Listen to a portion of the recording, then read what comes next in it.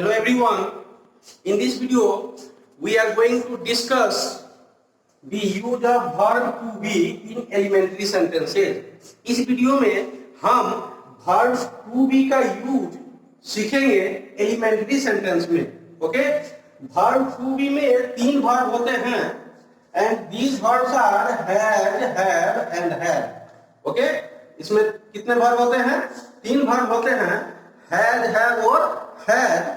Has and have इनका प्रयोग present tense में किया जाता है और हैड का प्रयोग पास्ट टेंस में किया जाता है. ओके, हैज हैव का प्रयोग कहाँ किया जाता है? प्रेजेंट टेंस में, और हैड का प्रयोग पास्ट टेंस में.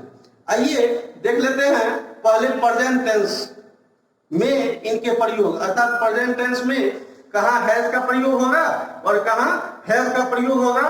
प्रेजेंट टेंस में जो सेंटेंस फॉर्म होते हैं, प्रेजेंट टेंस में जो सेंटेंस फॉर्म होते हैं वर्ब टू हैव से, इनका स्ट्रक्चर होता है सब्जेक्ट, इसके बाद हैज या हैव और फिर कंप्लीमेंट. ओके, ये अफर्मेटिव का स्ट्रक्चर होता है. और निगेटिव में हैज हैव के बाद नॉट को ऐड कर देते हैं और इंट्रोगेटिव में हैज हैव से सेंटेंस को शुरू करते हैं. ठीक है, अब जानते हैं जो किस सब्जेक्ट के साथ हैज का प्रयोग होता है और किसके साथ हैव का प्रयोग होता है. तो पहले आइए हैव के प्रयोग पर विचार करते हैं. जो प्रेजेंट टेंस में हैव का प्रयोग किन सब्जेक्ट्स के साथ होता है, अर्थात आप हैज का यूज करेंगे या हैव का यूज करेंगे, इसके लिए आप फ्री नहीं है, स्वतंत्र नहीं है. ये सेंटेंस के सब्जेक्ट पर डिपेंड करता है कि आपको हैज का प्रयोग करना है अथवा हैव का प्रयोग करना है. तो हैव का प्रयोग होता है फर्स्ट पर्सन के सब्जेक्ट के साथ. कहां? फर्स्ट पर्सन के सब्जेक्ट के साथ. और आप जानते ही होंगे जो फर्स्ट पर्सन का सब्जेक्ट आई और वी होता है, बस केवल आई दो होता है फर्स्ट पर्सन का सब्जेक्ट. सिंगुलर में आई और प्लूरल में वी. और सेकंड पर्सन के साथ भी हैव का ही प्रयोग होता है. सेकंड पर्सन में केवल यू आता है जो कि सिंगुलर और प्लूरल दोनों के लिए उपयोग किया जाता है. और थर्ड पर्सन में भी हैव का प्रयोग होता है, बट आप ध्यान दीजिए हम लिख दिए हैं ओनली विद प्लूरल. मतलब थर्ड पर्सन में केवल प्लूरल सब्जेक्ट के साथ हैव का प्रयोग होता है. थर्ड पर्सन में प्लूरल हो गया जैसे दे या नेम्स या अन्य कोई प्लूरल सब्जेक्ट हो तो उसके साथ हैव का प्रयोग होगा. ठीक है, अब आइए हैज का प्रयोग देखते हैं. हैज का प्रयोग केवल थर्ड पर्सन सिंगुलर नंबर में होता है. क्या होता है? केवल थर्ड पर्सन सिंगुलर नंबर के सब्जेक्ट के साथ हैज का प्रयोग होता है. और थर्ड पर्सन सिंगुलर नंबर के सब्जेक्ट जो हैं ये हो गए he, she, it, name. Name that means एक नाम या कोई सिंगुलर सब्जेक्ट, कोई अन्य सिंगुलर सब्जेक्ट. यहां सिंगुलर से मतलब है जैसे मेरे पिताजी, मेरी माताजी, मेरा भाई. जब ये सब सब्जेक्ट रहे तो ये भी सिंगुलर है, इसके साथ भी हैज का ही प्रयोग करेंगे. ठीक है, तो आप समझ सकते हैं, शॉर्टकट में याद रख सकते हैं. जो हैज का प्रयोग केवल ही, शी, इट, नेम और सिंगुलर सब्जेक्ट के साथ होता है. इनको छोड़ के यदि कुछ भी सब्जेक्ट हो तो वहां आपको हैव का प्रयोग करना है. ठीक है, अब आइए इससे सेंटेंस बनाते हैं. जैसे मुझे एक किताब है.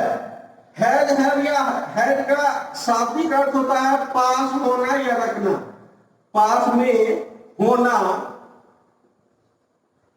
या रखना. जैसे मुझे एक किताब है. ठीक है, जब इसका ट्रांसलेशन आप बनाएंगे तो सबसे पहले सब्जेक्ट देंगे. सब्जेक्ट क्या है? आई. और आई के साथ आगे आपको हैज देना है या हैव देना है. तो आप जानते हैं फर्स्ट पर्सन के सब्जेक्ट के साथ हैव का यूज होता है, तो हो जाएगा आई हैव. फिर कंप्लीमेंट देना है तो a book, I have a book. आगे देखिए, तुम्हें एक कलम है. यू हैव, यू के साथ भी हैव लगेगा second person. You have a pen. Okay, Ram को एक हाथी है. Ram has an elephant.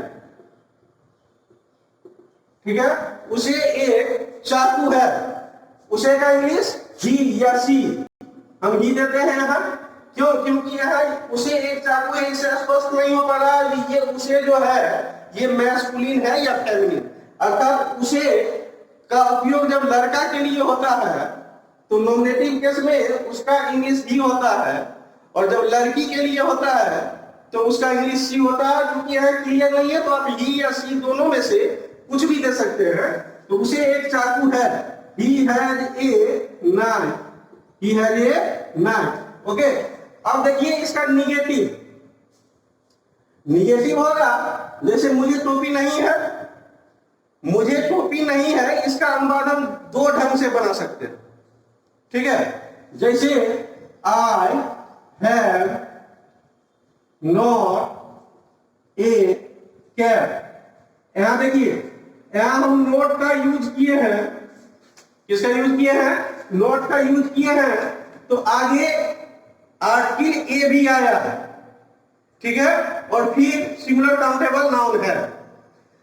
इसको इसका अनुवाद हम दूसरे ढंग से बना सकते हैं, जहां हम नो का यूज करेंगे तब इसका अनुवाद हो जाएगा आई हैव नो कैप। दोनों का मीनिंग सेम है, दोनों सेम हुआ, यहां नोट का यूज हुआ है, यहां नो का यूज हुआ है, दोनों निगेटिव ही है। ध्यान रखेंगे नो के बाद आर्टिकल का प्रयोग नहीं होता है, इसलिए डायरेक्ट नो के बाद कैप लिखा गया है। इसमें इसके निगेटिव में एक दूसरे ढंग का भी सेंटेंस होता है, जैसे मुझे टोपी है ही नहीं, गौर कीजिए मुझे टोपी नहीं है, ये भी निगेटिव है, मुझे टोपी है ही नहीं, ये भी निगेटिव है। मुझे टोपी नहीं है इसका सामान्य अर्थ है जो अभी मेरे पास टोपी नहीं है, हो सकता है मेरे घर पर टोपी हो, ठीक है, और मुझे टोपी है ही नहीं ये इंफेटिक हो गया, अर्थात मेरे पास अभी टोपी नहीं है और घर पर भी नहीं है, अर्थात टोपी से मुझे कोई वास्ता नहीं है, टोपी मेरे पास है ही नहीं। तो इस ढंग के सेंटेंस का अनुवाद बनाते समय हम इस स्ट्रक्चर का सहारा लेते हैं, I do not have A cap, ठीक है, ये भी निगेटिव हुआ, इसका दोनों का अर्थ मिलता जुलता है लेकिन सेंस में थोड़ा सा डिफरेंस है, ठीक है। अब आगे देखिए, सीता के पास किताब नहीं है, Sita has not a book या सीता हैज नो बुक, दोनों में से कुछ भी हम लिख सकते हैं। सीता है नॉट ए बुक, सीता के पास किताब है ही नहीं, बस सेम स्ट्रक्चर ये वाला, Sita does not have a book, ठीक है।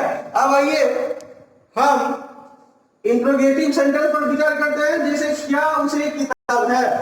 तो इंट्रोगेटिव सेंटेंस के लिए हैज या हैव को सबसे पहले रखना है, उसके बाद सब्जेक्ट देना है, फिर कंप्लीमेंट देना है। तो आपका अनुवाद हो जाएगा have he a book, okay, क्या तुम्हें एक कलम है, हैव यू ए पेन, क्या राम को गाय है राम ए काउ, ओके। तो आपने प्रेजेंट टेंस के एलिमेंट्री सेंटेंस में वर्ब टू हैव का उपयोग देख लिया। अब आइए हम पास्ट टेंस के एलिमेंट्री सेंटेंस में वर्ब टू हैव का उपयोग जानते हैं, देखते हैं। Now we will discuss the use of verb to have in elementary sentences of past tense. Okay, present tense में इसका यूज हमने देख लिया, अब हम देखते हैं पास्ट टेंस में। तो पास्ट टेंस में के अफर्मेटिव सेंटेंस के लिए इसका स्ट्रक्चर होता है सब्जेक्ट है plus C for complement, okay. और जैसे प्रेजेंट टेंस में आपको याद रखना होता था जो किस सब्जेक्ट के साथ हैज का प्रयोग करें, और किस सब्जेक्ट के साथ हैव का प्रयोग करें, इसमें उस ढंग की कोई बात नहीं है। इसमें सब्जेक्ट चाहे जो कुछ भी हो, हैड का ही प्रयोग होगा। ओके, तो थोड़ा सा आसान हो गया प्रेजेंट टेंस की अपेक्षा ये। अब आइए देखते हैं अफर्मेटिव सेंटेंस में इसका फॉर्मेशन, जो कि इस स्ट्रक्चर पर आधारित होता है। अफर्मेटिव सेंटेंस का फॉर्मेशन, मुझे एक गाय थी, I had a car. Okay, हम लोगों के पास पुस्तकें थी, वी हैड बुक्स। तुम्हारे पास एक हाथी था, यू हैड एन एलिफेंट। उसके पास एक बंदर था, he had a monkey. Okay, ये अफर्मेटिव सेंटेंसेज हैं, अर्थात सकारात्मक वाक्य। अब आइए देखते हैं निगेटिव सेंटेंस में इसका क्या फॉर्मेशन होता है, क्या स्ट्रक्चर होता है। निगेटिव डेट मीन्स नकारात्मक वाक्य जिसमें नहीं लगे हुए हों, बस स्ट्रक्चर लगभग सेम रहता है, थोड़ा सा डिफरेंस होता है। वो डिफरेंस ये है, जो आपको यहाँ हैड के बाद नोट को ऐड करना है, ठीक है। हैड के बाद केवल नोट को लगा देना है, और तब ये स्ट्रक्चर आपका जो है वो किसका हो जाएगा, निगेटिव का हो जाएगा। जैसे मेरे पास पुस्तकें नहीं थी, सबसे पहले सब्जेक्ट देना है, इसके बाद हैड देना है, फिर नोट देना और तब कंप्लीमेंट देना है। इसमें कंप्लीमेंट हो गया पुस्तकें, ठीक है। तो मेरे पास पुस्तकें नहीं थी, आई हैड नॉट बुक्स।